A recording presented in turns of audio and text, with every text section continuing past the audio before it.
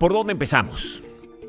El 6 de diciembre del 2015, la oposición gana las elecciones de la Asamblea Nacional con algo más de 14 millones de votos, lo que le da unas 2/3 partes de los escaños. Con esta mayoría, la Asamblea podría pasar leyes y aprobar presupuestos a pesar de que toda la bancada chavista votara en contra. Es importante destacar porque esta elección sí es legítima y las que veremos a continuación dejan de serlo. La Unidad Venezolana, grupo contrario al chavismo, se organizó como nunca antes pudo. Había testigos de la unidad en casi todas las mesas electorales y, aunque en muchas ocasiones la Guardia Nacional y los partidarios del PSUV intentaron sacarlos del conteo de votos, había tanta gente apoyándolos que fue casi imposible hacer trampa.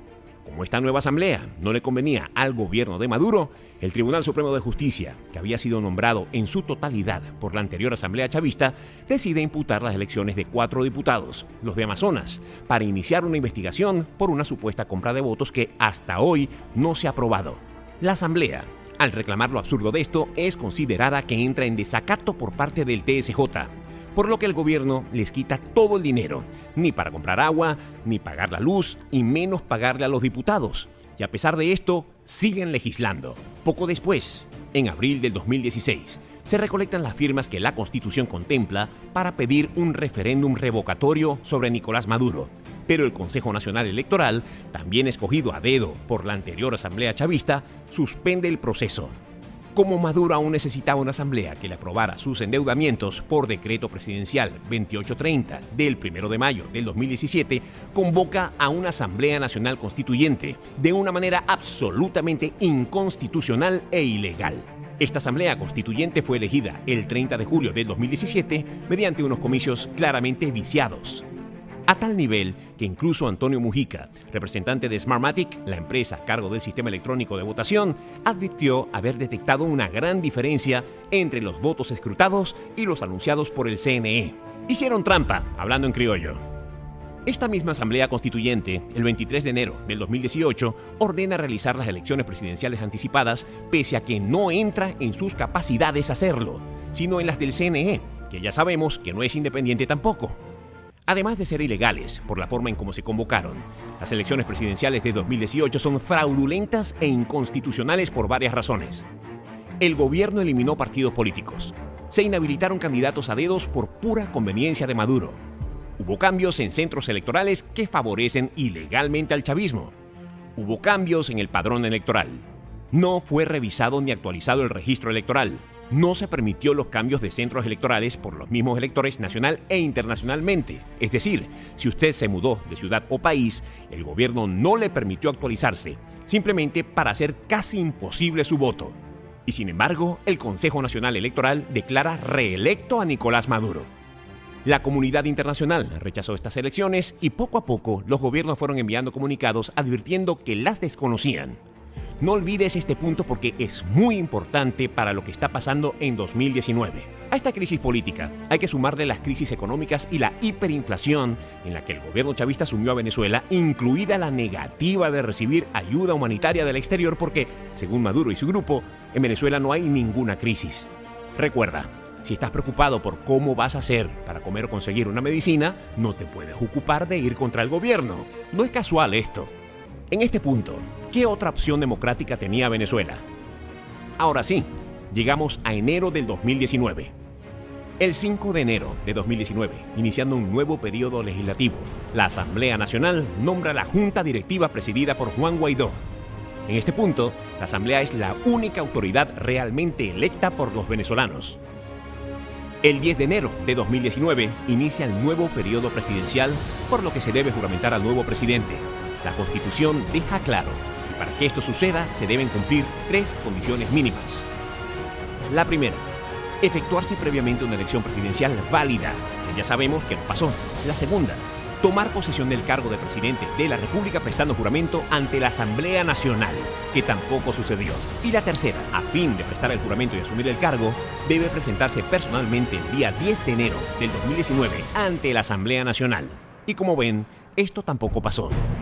Por lo tanto, esta juramentación no era válida. Al no ser válida, ¿qué es? Una usurpación del cargo. Nos queda claro que al usurpador del poder, Nicolás Maduro, todo su gobierno se convierte en de facto, ya que no solo avalan un acto ilegítimo e inconstitucional, sino que al ser escogidos por Maduro, los miembros del gabinete, Fuerzas Armadas, Fiscalía y demás pasan también a ser ilegales. Cuando escribieron la Constitución en 1999, los legisladores no contemplaron el hecho de que alguien podía robarse las elecciones y que no iba a haber ni un poder independiente que las imputara. Haciendo lo que se puede con las leyes que tenemos, lo más cercano es declarar que hay una falta absoluta, pues si Maduro ganó por trampa, es una de las interpretaciones que los juristas le dan a la ley. Eso lo contempla el artículo 233 de la Constitución, por lo que al haber falta absoluta del presidente electo, se procederá a una nueva elección universal, directa y secreta dentro de los 30 días consecutivos siguientes. Mientras se elige y toma posesión, el nuevo presidente o presidenta se encargará de la presidencia de la República el presidente o presidenta de la Asamblea Nacional. Ahora ya vamos viendo por dónde viene la cosa. El 23 de enero de 2019, habiendo sido realizadas diversas concentraciones nacionales e internacionales en apoyo a la Asamblea Nacional, Juan Guaidó se juramenta para cumplir con el mandato constitucional de asumir el rol de presidente encargado, también comprometiéndose a resguardar los bienes y activos de la nación, es decir, impedir que el chavismo se siga robando el dinero de los venezolanos en nombre del gobierno, ordenar las acciones de ayuda humanitarias y acordar la amnistía por la recuperación del Estado de Derecho y la democracia. No fue una autoproclamación. Juan Guaidó asumió un rol consagrado por la Constitución para casos como estos, para poder, de una vez por todas, comenzar a hacer cumplir las leyes venezolanas y sacar a Venezuela de la crisis que los gobiernos chavistas crearon.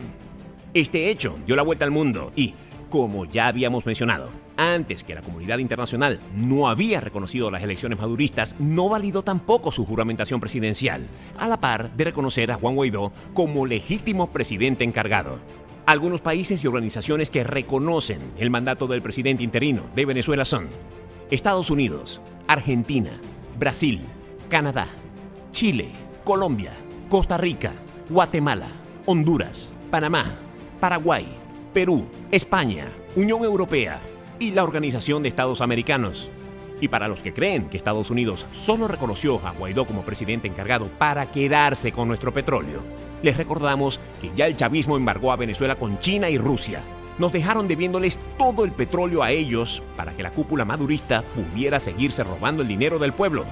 Solo basta ver las filtraciones de las cuentas en Suiza. De los 3 países que escondieron el más dinero en Suiza, el tercero es Venezuela, 13.4 millones de dólares. No tengas miedo de emocionarte, de esperanzarte. Sí, está sucediendo. Por fin. No será rápido, no ha sido rápido. Esto es algo que se lleva trabajando desde hace años. Es el momento para que la sociedad civil, la iglesia, los gremios, los estudiantes, todos los venezolanos nos unamos más que nunca. Somos invencibles cuando estamos unidos.